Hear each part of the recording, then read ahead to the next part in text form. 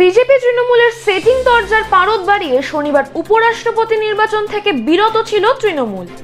দিল্লিতে উপস্থিত থাকা সত্ত্বেও নির্বাচনে অংশগ্রহণ করেননি তৃণমূল সাংসদরা।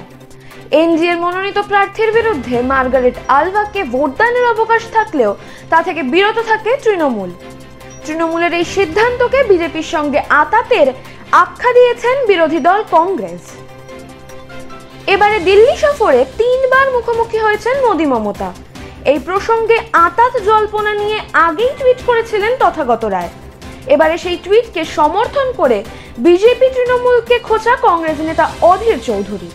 দার্জিলিং চুক্তির পর দিল্লিতে আরেকটা চুক্তি হতে চলেছে, সেটা দিদি মোদির সমঝোতার। সেই সমঝোতার বিনিময়ে আগামী দিনে হয়তো ইডির তৎপরতা, সিবিআইয়ের তৎপরতা পশ্চিমবঙ্গে কমার সম্ভাবনা থাকতে পারে। ওদের দলের নেতা তথাগত বসু তো বলেই দিয়েছে, সত্য তো এটা।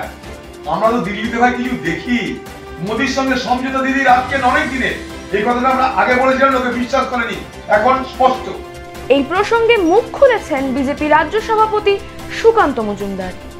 আপনাদেরকে আশ্বস্ত করতে চাই, আমাদের বিরোধী দলের লোকেরা তারা সেটিং তত্ত্ব চালাচ্ছে, সেটিং এর গল্প আপনাদেরকে শেখাবে।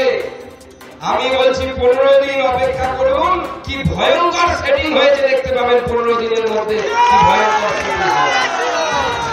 গত শনিবার 528টি ভোট পেয়ে দেশের 14তম উপরাষ্ট্রপতি হিসেবে নির্বাচিত হয়েছেন জগদীপ ধনকর। অপরদিকে বিরোধী পদপ্রার্থী মার্গারেট আলভা পেয়েছেন 182টি ভোট।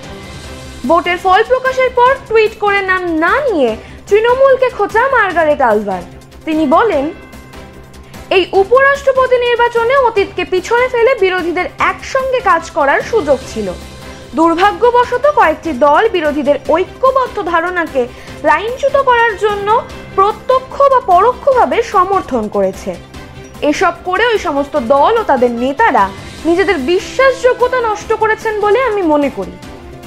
এই প্রেক্ষাপটে বিজেপি তৃণমূল সেটিং এর পারদ চড়তে থাকলেও এই অভিযোগ মানতে নারাজ দুই পক্ষই।